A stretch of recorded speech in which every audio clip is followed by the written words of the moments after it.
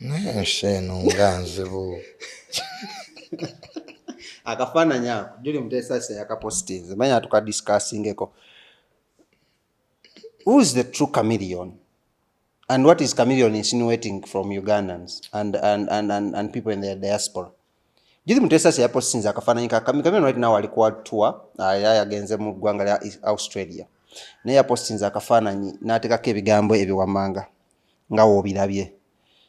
Tujjukire Kiss yawa muganda we ku kitebe ku Lugogo Cricket Oval. N'avaayo ne yeetondera bannayuganda. But if these photos surface in the media, chameleon kyagezaako gamba abantu.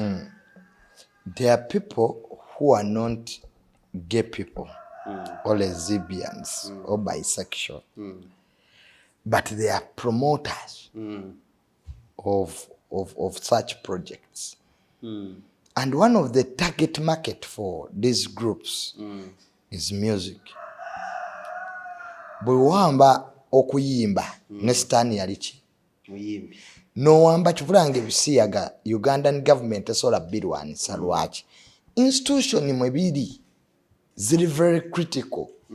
One ku bavubuka young people ziri very critical ku bantu abalina following. Kati chameleon okuba muganda we Kiss, he was sending a message to the community that we are with you. And very many people, even in front Kiss, banji nya abantu ne basambi b'omupiira balina celebrations ze bakola nga zina obubonero obubaka bw'abasindika eri certain groups ezimu mu nsi ze tuyita minority groups. Waliwo abasambi abagoolo n'akola signing awagira Ukraine. Ninga ekigambo takiwandiise. Waliwo abakola sayini za sitaani. Tuzijjukire zibaze nnyo ku bayimbi naddala Jay-Z, Lil Wayne. Kakati ne community abakkiririza mu ebyo naye ina balolomodo baabwe basita baabwe nga bayinza okuba omuze tebagukola naye nga they project or they associate themselves or they support kibaita human rights. Lwaki basereba omuze guno ogw'ebisiyaga gubabeerera muzibu. One, bayina ssente abasiyazi.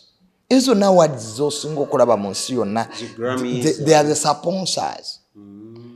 Kivulanga abantu bangi nnyo mu government parliament wenayise etteeka ly'ebisiyaga baka bangi bayinza obutajja bayinza olwala. Nairobi hospital Kenya yinza okujjula mu bitanda because tebagala ojegenda ku American embassy bakutere mu try after 10 years. Olwa statement yakola. Olwa statement Bobi Wine bambanning emyaka 10 e UK. Kati as the young people who still have a future abakya travelinga abakyagala oku explore opportunities ensi, our hands are tied to talk about this. Kati ba chameleon tebakola bintu bino kubanga tebabiraba oba tebabimanyi wabula bayina bo message ne bye bafunamu oba ne baba associatinga nabo oyinza okukola something for friends. Nze nina mikwano gyange mingi, they are gay people, some of them are lesbian, some of them abamu nasoma nabo, others are in government, others are powerful people. I do respect their choice because it's their choice. Sigira banyini b'amabaala g'amaanyi, their bars ngazo specifically z'abantu abo, they have the money to spend.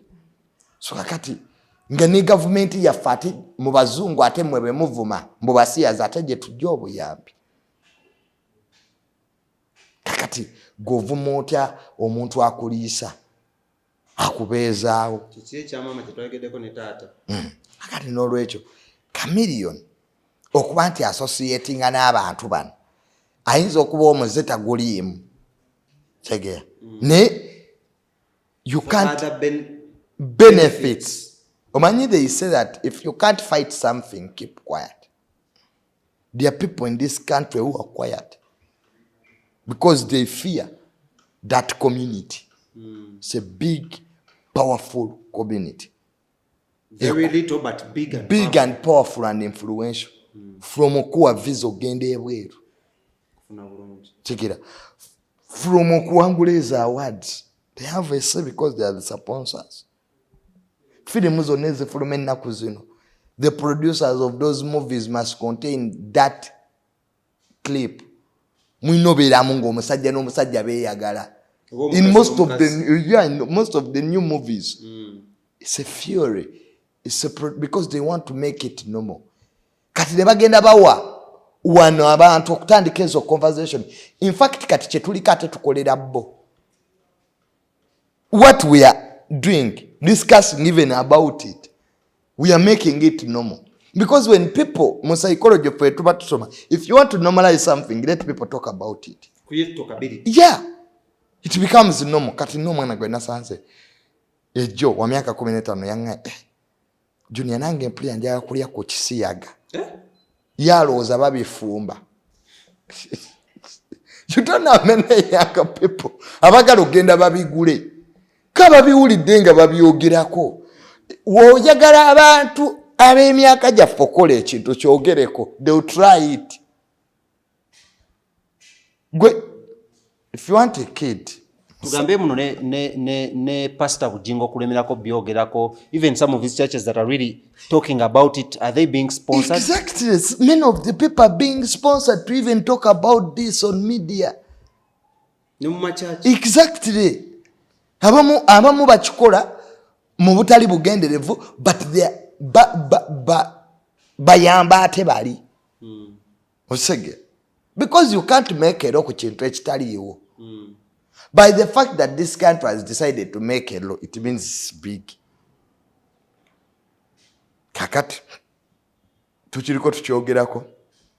What will the younger people do? They will try.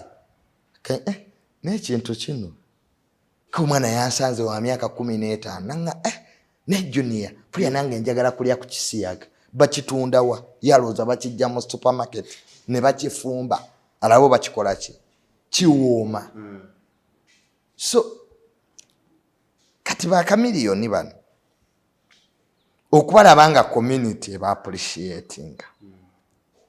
If you don't fight them, they won't fight you. You open a on them, they open a on you. You know. And there is a saying still that goes, if you can't fight them, join them. Do we see this happening more? Some of a celebrity by Uganda? Of course it is a choice because it comes with benefits. Baserebo abagala sente bajja genda. This is a time buli omu agenda okuuma ennyuma ye. Government is not going to protect your bums. If you want to try it, there is no anywhere or anybody who is going to protect your bums. This is the time to protect your anus. Abagala, they will try it out. This is a choice. You either go or you don't go. So I've seen young people who have come, they tell me, I want to try this because there is money. It is okay. There are those who are doing it because they want it. There are those who are doing it in schools. So there's a lot of things that are involved. Mozeguno. Kakati baserebo baffe. Abagala ennyo sente ez'amangu. The anus is yours. Kati zezira wano ntandika okubulya eng'ejjo n'akozesa akabinako oba akasoloko. It's purely your choice. What should be done? Should the talkability be seized or be banned? The government should put energy or strength into schools. Because schools, those are minors. Abana abato. Yeah. But abo tulina okuuma. The law should be to protect minors. Nebi nebisajja ebikulu. Ebitegiira ekyana ne kijja munange nze nayingira ebisiyaga pastor yansiyaga. You went there knowing. Bonna baana bakulu bategeera. Abamu ku bo banyumirwa wamma n'okunyumirwa. Kimaze onnyumirwa bakiwadde sente kati kikomawo kitwasamira. Who opened? How can you open your anus and then you come out to tell us that pastor yankwata ngoli myaka 25 luyali? So it's a choice now. Buli omu kyalina okukola ki? Kyalina okukola. Yes, apart from minors ngono yali akozesa omwana e King's College, those ones should be imprisoned. Kitegera kakati mwe abakulu mwe baserebwe abali abali myaka gy'abafefe Bush Kabako. Please, it's your choice. Chameleon. Kati chameleon oyinza omugamba okola ekintu. He's old enough. If he wants to associate with them, let him continue. If he wants to continue kissing his brothers, let him continue. It's his choice. Kale nga tukyagenda mu maaso ndowooza ensonga ezo muzitegedde, but drawing you back katono nnyo mayinja nnyo okuva ku nsonga nga mpadde abantu amagezi. Let's conclude Julie Mutesasira and Susan Makula's take. What should both do? Bategeregane ng'abakyala oba beesonyiwagane, buli omu yeesonyiwe munne asigale ng'avuga ng'alima lubimbi. Mpozeko nga balina relationship bombi. Julie Mutesasira yagambye nze tewali na kyali wange, just nali nkulaakulaa. Kati buli omu abeere mu layini. Susan Makula asigale mu bufumbo bwe kwanawo bulina ebizibu bingi. But if court egaana obbawa divorce, what happens? Chokangu ne akasonyiwa abaana. Yes. Ne what happens? Tukikubeko koka debate katono. I'm not a lawyer. What do you think? Let's project. I don't want to discuss it or be a lawyer, but I know it will be a disaster. Yeah. Kanga au pastor bujinga abafuuse haji. Ara jali pastor. Abali n'abakazi babiri. Kajjansi? Ne namayumba. Tenge eddiini egamba etya? Yakuba n'omu. One wife. Kati ebyo byonna singa Susan Makula byalimu. Bino yajule n'abyesonyiwa. Kibanage abantu balina ebizibu naye tebaagala kutuula wansi kubifunira ddagala. I know. Why? Ayogedde ko kino ekindeetera okulowooza. Kati wabanga alina ekajjansi ne namayo ng'ate abaana yabasonyiye, tasobola kuyitako ekajjansi n'alaba ku baana. It will be a disaster. The whole equation changes. Nanga awumba simanyi kiddako. Kubanga omukulu bulijjo yali kimugana ogenda ekajjansi ng'abaana tabasonyiwanga. Kati kuno yabasonyiye. The only thing that Pastor Bujingo kyasinga osabirira court decision ebawe divorce. And it will be a precedent to all. Because court wezikola judgment tekoma kwemu. Tutandika ogirifalingako. Inga mu musango gwa Besigye bamuwa gundi bailo naffe twetusaba bailo. Kinga ogw'Abasegirinya government esobola okusiba ennaku 5 neekutanga totoyina musango. Nogamba in the first place lwaki yali ekkwata. Kagamba bya Uganda binyuma. Ndowooza 48 hours. Bajja kusiba 500 days. Nga toyina bagay you are not guilty. Naye lwaki bazibalira mu days? Lwaki tebatugamba manti singa ffe tubibala n'ogamba nti days zangu wazikuwa hope. Kira isosa precedent. Days ziwa omusibe hope. Tugenda kusiba ennaku 5 naye bw'okizza month oyinza zirika. Nga tonafuluma na court. No nibalaba omuntu ng'odroppinga dead. Nogamba musajja mugayi mu yamusiba emyezi akomewo after emyezi 3. Niye agamba let's say 90 days. Gamba why kasita nnaku njabeerayo. Kale eyo nga tuvuddeyo endala ensonga gye mbadde nyatwogereko y'ensonga y'amabaati as we conclude. Ensonga y'amabaati etabuse mu ggwanga lya Uganda. Amabaati gano gatandise n'okuba nga abamu bageewakana. Gafuna ebigere, ne gafuna amagulu, ne gafuna n'emikono, ne geetikka okuva gye galina okubeera. Ne geesanga nga gali mu nnyumba z'abaminisita ab'enjawulo ne ba MP. Era waliwo kammimu akadde katambula ng'ebbaati lyekutteko n'ebigere wasinga talina moto. Kavudde ku submission y'omukulu omukwano gwange Kasayija. It is fun and it's really absurd and it's shame to well-thinking members of society. It shows obukulembeze engeri gye bufuddemu mu ggwanga lyaffe on all stages, because you can't tell me Prime Minister's office, the lead of government business, the heart of government, okuba nti amabaati agaali galina okugenda okuyamba abatayina buyambye nga mu makompawundi n'amayumba g'abakungu ne sitoowa. Kyokka ku bonna Minisita Kasaija n'avaayo n'agamba nti I don't know how they came in my compound. I even have a balance of 400. Arrogantly, really. Ng'ayogeza arrogance. Yagambye atya? I don't know how they found themselves in my compound. I even have a balance of 400. I'm looking for any person so that I can give you this. And arrogant. He's not remorseful. He doesn't even recognize that there is a mistake that has been made. You see, the problem is failure to recognize that you have done a mistake. True. That's a starting point. You have leaders who make jokes. As people are dying in Karamoja, they don't have food, they don't have shelter. Then you have ministers abagenda mu committees of parliament, and everybody laughs, never seka. And then we have another day and life goes on. So amabaati kyekimu kubikulaga ti bintu bingi nnyo ebiri mu gavumenti eno. Kaka sente z'omuyi w'omusolo oli yakwata amabaati omulala minisita n'agaba sente ezo and more shelter. Kati weebali without questioning and who can question them when they are supposed to question? They are the people who are supposed to question others.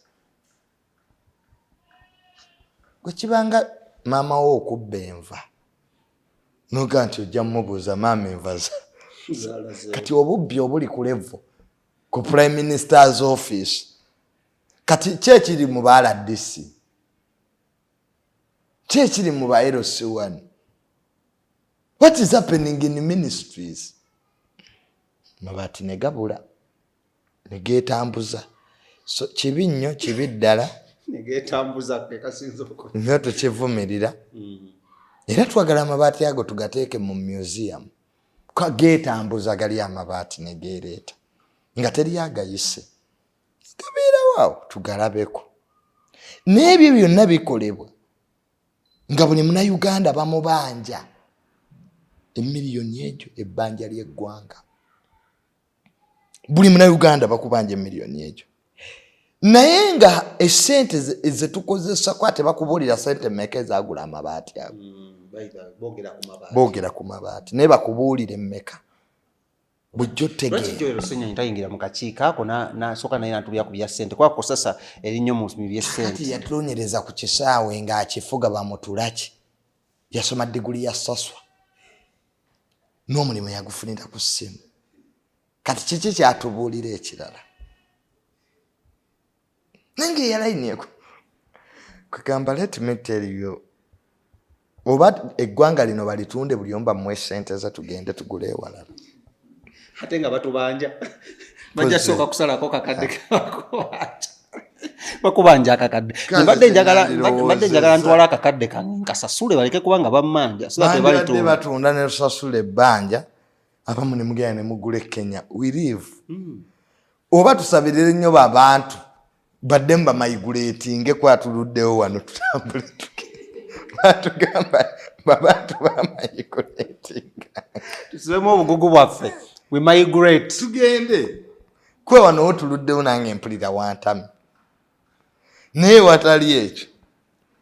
Corruption. Tukyali kugwa NSSF ogw'amabaati ne gujja gulu ate oguddako. Twasooka gwa Uganda Airlines ne guggwa. Tetwategera bwe gwagenda. Ekyapa baakisingayo. NSSF ne gujja waliwo gwe baaguza ettaka lya NSSF kakadde kamu n'engamba nange lwaki tebampaayo ne ngula ku ekyo. Twadde tukyali awo ebyamabaati ne bijja. Kwegamba scandal after scandal nga gavumenti yennyini guva ku gavumenti eyeekuba mawulire mu lupapula lwayo olwa New Vision. Yatwa mabaati gabbiddwa. Without fear. Gwembo chaji. Tebakyaswala baswaza buswaza. Mwana omuntu nga takyaswala. Umaru takyaswala answaza buswaza. Nga buli wobeera naye oswala buswazi. Omwana Umaru mbonye naye. Kyekizibu n'obusiru. Obusiru woba musiru gwe tokiwulira naye abakulira be bawulira obulumi. Be basafaringa. Ogwana guno. Yagati gavumenti eno. Abakungu baayo bakasayija.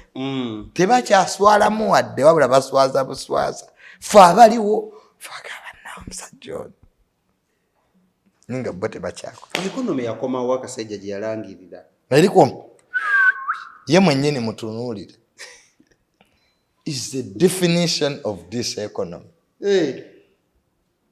Olaba ekisaawe engeri gye bakisayininga mu Bachina. Agreement ze baakola. So there is a lot that we have to do. So what should we do ku nsonga z'amabaati zino? Tutunuulire butunuulizi.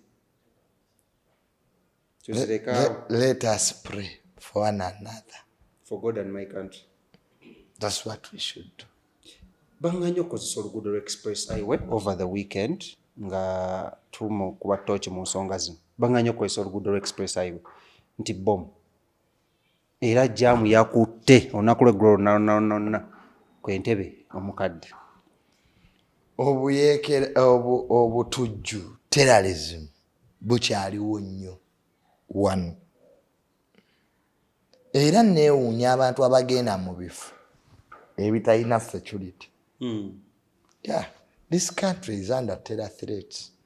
But the government hasn't come out to announce. When have they ever come out? You first die, then you will come out. You die.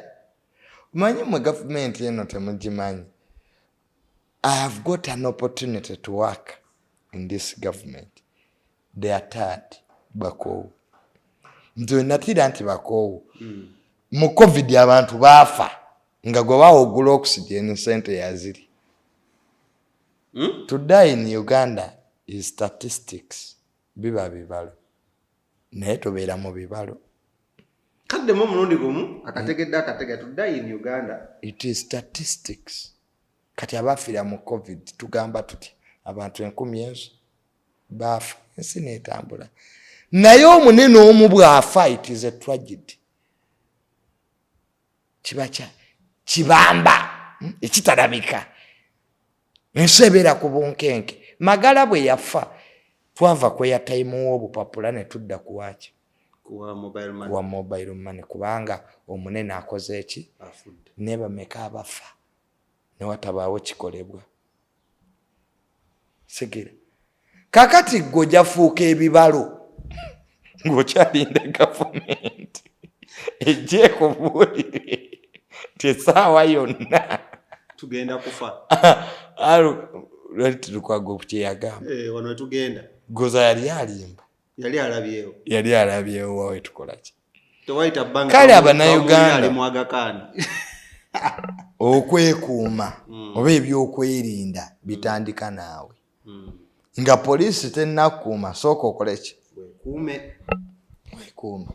Kati ekyabadde ejjo ku express highway ekya bomu gy'ova okwogerako oba yabaddeyo bateyabaddeyo. Kisoboka. Kituwe ekyaki? Basobola odduggala nga taliyo bomu.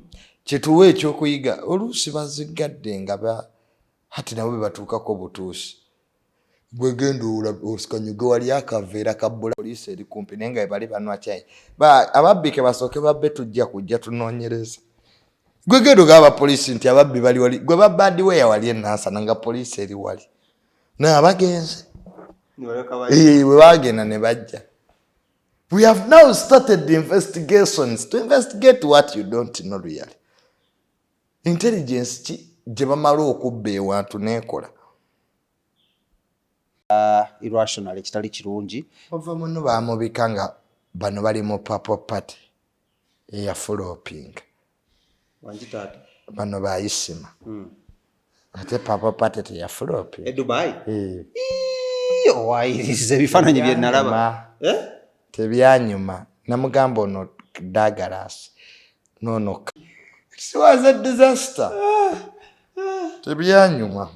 Owaayi ogambye tosobola kukwata ani nani namukadde Isa okwata kino kikeezi kyagenda okulya bakadaama okateeka kakalaamu when it's his first time to board an aeroplane. Yakola ki ku nnyonyi? Yabba mu toilet paper n'apamanamu. That's what I had. Kakalaamu ebigambo bino by'owulira byakyaliwo Juni yasi byange nabba n'edisets nga maze lwaki bandeka obusungu wateyogeza busungu wamba tebyanyuma gwe kyoba omanya. Kale awe tugenda otandikira Dr. Omulundi ogunadda kamanya nze Shadik Smith. Next time better UK tebajja kule. Ne Tamale Mirundi Junior tubadde kunnamwatulira wano ku Katwogere tujja kwa tukwatagana ko olulala mbadde ne Umaro ku kamera esooka nembeera ne Abilibao ku kamera ey'okubiri. Tubaagala nnyo mu subscribing temwerabira aba King Montage Studios bateekamu ssente awe nankulabye ku bitaala mugende ombawagire bakuba ebifaananyi ku buli mukolo gonna kuli okwanjira okuhinjirwa no kankome wano mbaagala nnyo musibe bulungi mwera.